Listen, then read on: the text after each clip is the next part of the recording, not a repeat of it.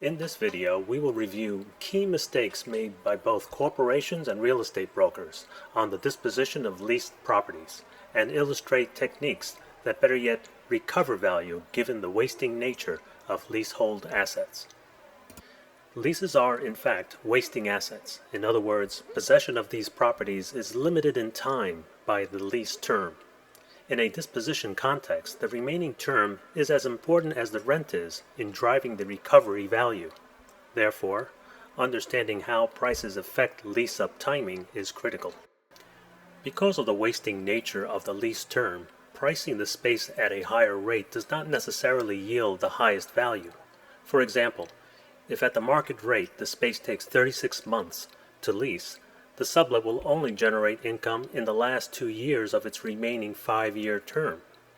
But if the sublet is priced at the market clearing rate, the lower rent shortens the lease-up time, which allows more time to collect rent. In this example, the market rate is 50% more than the market clearing rate, but earns 33% less income.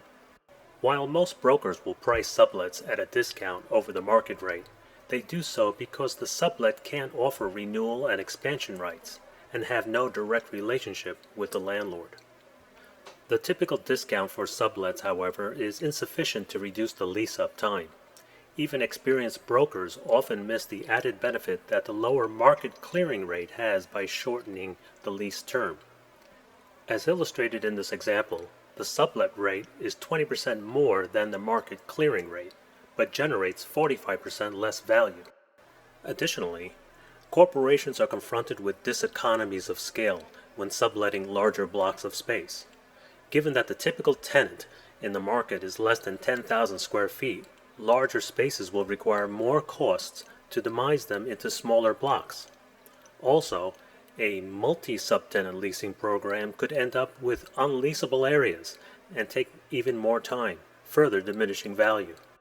Perhaps one of the biggest challenges that a company faces when subletting a larger leased property is getting timely approvals. Disposition decisions are financial decisions and will require both reviews and approvals from the finance group and potentially the CFO. Failure to account for all leasing costs can delay decisions, plus the lack of advanced preparations to properly set internal expectations can be very detrimental in a competitive leasing market. Remember, time can kill deals. All this begs the question, what should companies do to better manage dispositions? Over the years, we've learned that focusing on 4 key actions significantly improve both the success rate for dispositions and ultimately the amount of value that is recovered. Most companies have relationships with tenant brokers who, while experienced at acquiring leased space, often lack the financial analysis skills and understanding of how to maximize value from a wasting asset. The same is true for hiring the landlord's broker.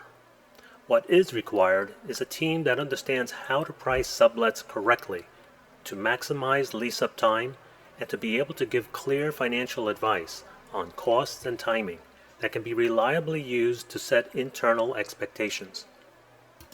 Another key mistake is not talking to the landlord first.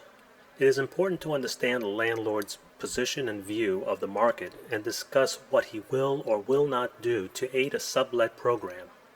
It is also very important to understand under what circumstance he is willing to allow the company to buy out of the lease and assume full responsibility for the subtenant. Winning the landlord over to your side can greatly reduce the time it takes to market the space and increase the value of the recovery.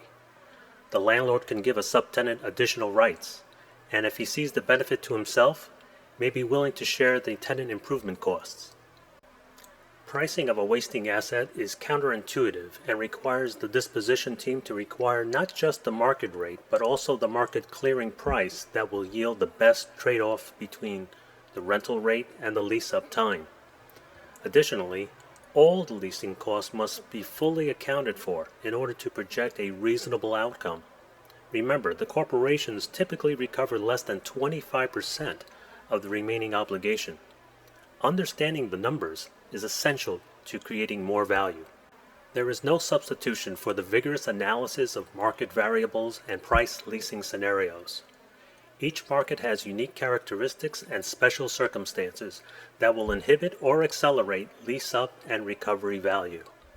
Development of a disposition strategy also helps set internal expectations for timing, costs, and decision criteria, plus help expedite approval and improved responsiveness to tenant inquiries.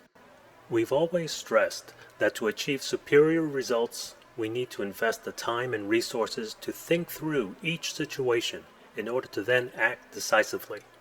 For real estate decisions that exist in markets where the urgency to act is high, taking the time to think first is essential for success. Thank you for watching this video.